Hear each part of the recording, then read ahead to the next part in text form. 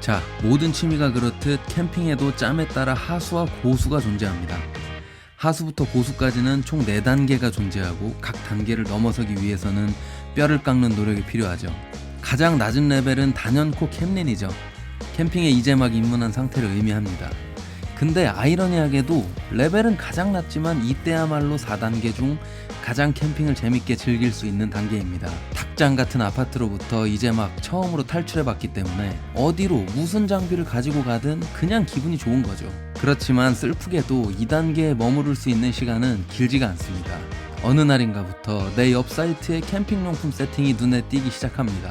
마치 똑같이 여행을 왔지만 나는 민박에서 옆 사람은 최고급 빌라에서 즐기는 느낌이랄까? 그리고 집에 가서 견적을 내보기 시작하죠. 그런데 견적을 내보니까 BMW M3는 영원히 사지 못하는 것과 달리 캠핑의 최고급 세팅은 해봐야 한 몇백만원짜리? 마음만 먹으면 할 수가 있네? 뼈를 깎는 고통으로 수백만원을 지출하고 다음 단계로 넘어갑니다. 이제부터는 다음 단계인 파쇄석 캠퍼예요. 장비 하나만큼은 북유럽 스칸디나비아 캠퍼들의 뺨을 후려치죠.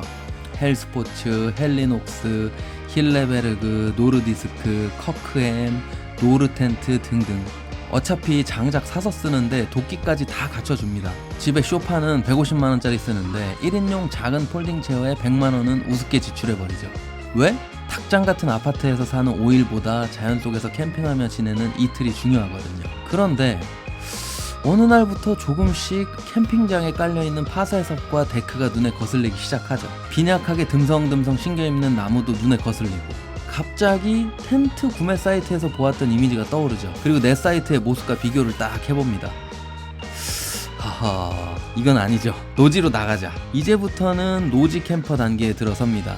텐트 구매 사이트에서 보았던 그 캠핑이 하고 싶었던 거지, 파쇄석에 판넬로 만든 가건물, 빈약한 나무 몇 그루 사이에서 캠핑하고 싶은 건 아니었거든요. 노지를 찾아 나섭니다. 처음엔 생각한 것처럼 되지가 않죠. 유명한 노지를 딱 가봤더니 이게 웬걸, 쓰레기하고 텐트로 가득 차가지고 전쟁 피난민촌이 따로 없죠. 안되겠다 싶어가지고 평일 내내 노지를 뒤지기 시작합니다. 노지는 공개하지 않습니다 라는 문구들에도 포기를 하지 않고 가뭄에 콩나듯 괜찮은 노지들을 찾아내긴 찾아냅니다. 그래, 이제 나는 텐트 판매 사이트에서 나오는 바로 그 캠핑을 하고 있는 노지 캠퍼다. 그런데 좋은 노지들은 정말 가뭄에 콩나듯이 하고 각 도에 한두 개밖에 없단 말이죠. 매번 같은 곳으로 캠핑 가는 것도 그렇고 멀리 떠나자니 현실이 받쳐주질 못합니다. 이제 우리 어떡하죠? 다음 단계인 캠창은 3가지 갈래로 나누어집니다. 첫 번째, 오토 캠핑을 포기하고 백패킹으로 전향하는 스타일. 오토 캠핑 핵심인 차를 버리고 화롯대를 버리면 갈 수 있는 곳이 지천에 널려있긴 하죠. 장비를 다 팔고 백패킹 장비만 딱 남겨두고 또는 새로 구입하고 블랙야크 100대 명산 어플을 다운받습니다. 두 번째, 지인들 선산으로 숨어 들어간 부시크래프터. 노지 찾기 힘든 김에 다큐로 가보자는 마인드죠. 산림청의 직무유기 속에서 대한민국에서는 사실상 부시크래프트는 절대 불가능하지만 선산을 이용해서 아무도 못 오는 나만의 땅으로 들어가면 가능할 수도 있죠. 세 번째, 캠핑 못해도 좋다, 난 노지를 사냥하러 다니겠다, 이런 분들이 또 계시죠. 어쩔 수 없는 현실의 벽을 뛰어넘고자 주객을 전도시켜가지고 노지를 찾아다니십니다.